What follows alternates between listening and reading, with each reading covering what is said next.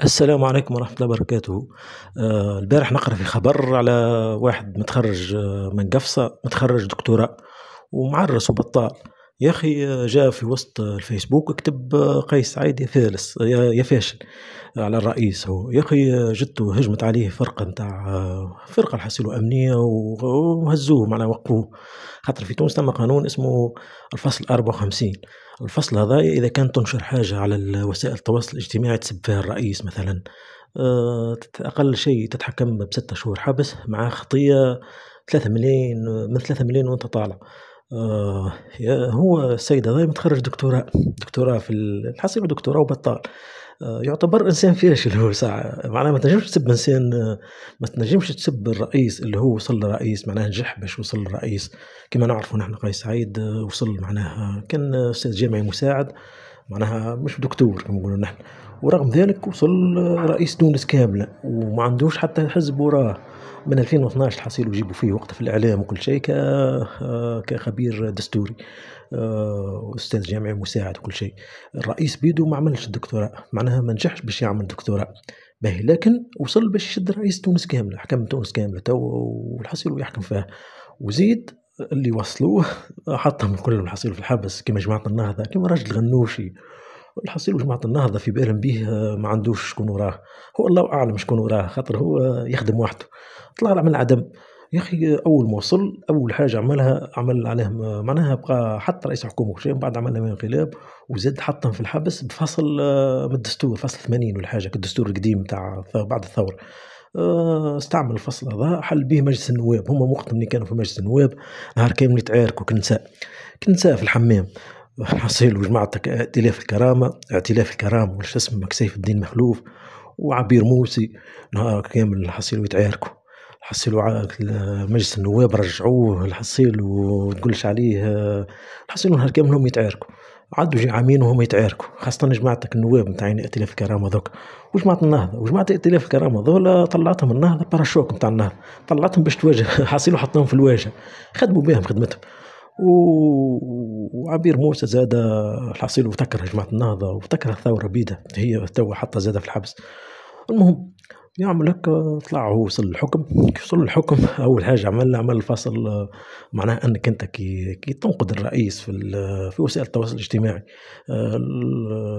القانون ذا خاصة صحفيين وكل واحد قبل، في عهد المرزوقي 2014 2012 تسب المرزوقي كما تحب، الناس كل شبعت فيه سبين. وقت المرزوقي مسمينه الطرطور. تصور انت رئيس دولة، لا هيبة لهم يحزنون، اللي يجي يسبوا يا طرطور يا مرزوقي يا اللي بيك يا ماكش طلع شنو يا اللي بيك ريت. اكو صحفيين واي مدونين شيخوا فيه الحسين، الناس كل تسب. يا اخي، الناس استانسوا انهم يسبوا الرئيس. يعمل هكا هو كي جاء السيد هذا الرئيس هذا، اول حاجة قال نرجعوا هيبة الدولة. الحصيل أول حاجة هيبة الدولة تتمثل في رئيس الجمهورية. قبل مثلا في عهد بن علي، شكون الحصيل تذكر اسم بن علي، الناس الحصيل تمشي وتتلفت من خوف. رعبهم كان قبل ضي بن علي قاضي على العبيد هذه ريت، لعبة الكل تخاف، الناس كل ريت ما ثم حتى واحد ينجم يبوجي قدامه، ومخوفها الكل، رعبها قاضي عليها الحصيل. ويستعمل نفس الأسلوب هذا، ريت نقدت الرئيس، حتى تحكي انت واحد صاحبك حكيته على الرئيس تك يجوا يهزوك، لا محاكمة لهم يحزنون، حط غادي في الحبس وتعذيب الحصيل وتعذيب. السيد هذا نفس الشيء جاء في العصر هذا، اللي هو شاف قدامه برشا من الناس قاعدة توقفوا برشا من الناس تو على الفصل، معنى الفصل 54، صحفيين سياسيين مدونين على بعضه.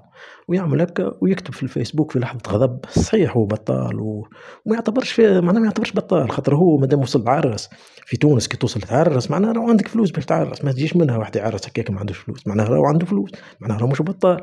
باهي، وثاني حاجة هو قرا دكتوراه فيزياء ولا كيمياء، دكتوراه معناها يعرف روحه في دومين فيه بطالة. عندنا 5000 دكتور بطال، الناس هذولا فاشلين، فاشلين في اختيار المساق الجامعي.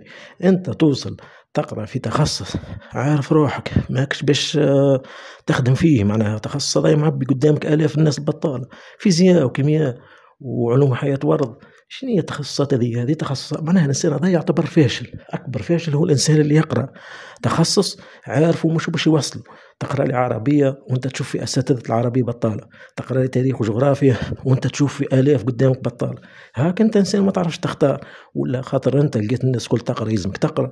ما هو بطل من الباك وبرا يمشي يخدم من مرمى، وعلى الأقل واخدم فلاح ولا أخدم شنو في معمل، وابني حياتك على بكري. معناها أنت إنسان فاش تجي معناها تتخرج ومن بعد لا راني بقيت بطال، راني دكتور بطال. مش دكتور انت ما تسوى حتى شيء. وزيد الدكتوراه كيفاش ياخذوا فيها؟ ما هم ياخذوا فيها بالحفاظه. معناها شكون يحفظ اكثر. النظام التعليمي في تونس مبني على الحفاظه، مبني على شكون يقود للدكتور، مبني على شكون كان معناها مش قرائين اللي كانت تقرا، معناها مش كان الاذكياء والنوابغ، كان اللي يحفظ اكثر ينجح في الساعه. خاصه التخصصات هذه، الدكتوراه في علوم الحياه والارض، ولا دكتوراه في الجغرافيا ولا في التاريخ، ولا دكتوراه في ماك تحفظ وتعاود في حاجات. لكن معناها اللي يجي يولي دكتور، حك راسك ولا دكتور. بعد تولي تقول هاني بطال وتزيد تسب الرئيس، معناها في وقت كيما تو، وقت معناها تعتبر انت انسان ما تعرفش تتكلم، ما تعرفش تتصرف، معناها معرس بصغارك ولا بعائلتك. وباهي هاك تو سي باش تحكم مثلا ب6 شهور حبس ولا قديش. معناها ما عادش هو تو باش يهبط قانون، عملوه لك الدكاتره البطاله هذول، عملوا لهم قانون باش معناها على اساس ينتدبوهم. ما هي محاله صعيب الحكايه الانتداب نتاعهم. خاطر قديش تتدخل في العام؟ انت عندك 5000 واحد بطال، قديش تدخل منهم من الجامعات؟ معناها قديش بتستقبل مخابر البحث؟ ما عندك مخابر بحث انت باش تدخلهم. باه هما باش يعملوا لهم قانون معناها صوتوا عليه في المجلس النواب هذا منصة الحصيلة باش يدخلوهم بالظروف الاجتماعية وكل معناها في إدارات حسب الحصيل، ولصقوهم برك الناس هذه ويعتبروا فاشلين هذول. انت حتى كي تحطوا مش كفاءة، معناها ما تقوليش كفاءة. واحد عامل دكتوراه مر فات يبيع في الشباطي، يصور في الشهر في 3-4 ملايين ويبكي قال لنا راني دكتور. بطال هيك مش بطال مادام عملت مشروع ناجح في المروج الخامس ولا شنو في أعز حي في تونس من أحسن الأحياء، معناها تدخل برشا فلوس. انساها الشهادة ذيك برا امسح بها، برا علقها، برا اعمل قري بها معناها صغارك، انفع بها عائلتك. ما ثقافة عامة ذيك الشهادة. ولا واحدة تقول لي راني عاملين مرثات اعتصام، راني دكتورة بطالة يا الحصيلة الشهادة ذيك ثقافة عامة استعملها باش تثقف بها روحك. ولا برا الحصيل بالله واشرب ماء كما يقولوا فيه. وتجي انت اصلا ما تعرفش تتصرف، تجي معناها تبدا تبكي اني دكتور بطال، ولا تبدا تسب الرئيس بينما انت عارف ثم قانون. القانون هذا راهو صعيب، وراهو معناها فصل. تشوف الناس قاعده كل مره واحد يشدوه يعني تكلم برا تو تكلم معناها. عم بالكم قبل في عهد المرزوقي تسبوا فيه تقولوا يا طرطور يا بيك يا عليك يا شنو، وهو يضحك ويخزر للحيط. ونهار كان سكران الحصيل رئيس وقتها جابته النهضة، والحصيل هاك هارب في قطر ولا وين. ولا جماعة النهضة عاملين صفحة اسمها رصد، هاربين هم الكل في أمريكا وفي قطر وفي تركيا، ويجوا يحرضوا في العباد باش على أساس العباد تدافع عليهم، على أساس باش العباد معناها تدخل هي في بلاصتهم في الحبوسات ومن بعد زيد يرجعوا يشدوا الحكم. ويا حسرة محصيله. يلزم الإنسان يعرف ايش يقول، خاصة في وقتنا تو. ما تمشيش تسب الرئيس عندك، خاطر الرئيس هذا بلا قداش منه الرئيس هذا باهي وحتى كان هو وصل هي صح عليه.